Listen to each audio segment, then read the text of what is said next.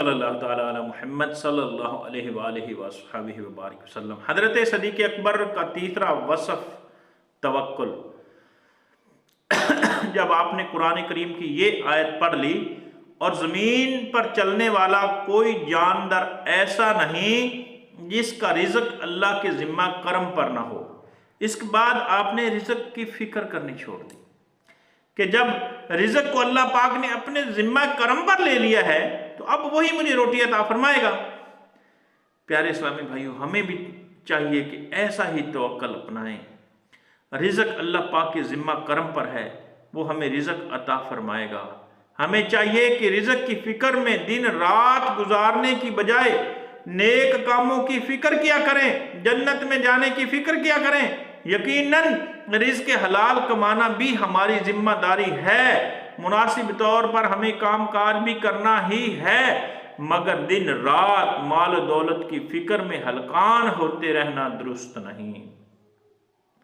हम अल्लाह पाक के कामों में लग जाएं, यानी हम नेक काम करें, नमाज पढ़ें, इबादत करें, दीन की खिदमत करें, मदनी काफिलों में सफ़र करें, नेकी की धूमें मचाएं।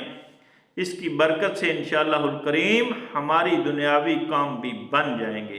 कहते हैं एक नेक शख्स जो बहुत बीमार था, नमाज इशा से फारिग होकर घर आया तो देखा कि बच्चे सो चुके हैं। उसने बीवी से पूछा, क्या बच्चों ने इशा की नमाज पढ़ ली?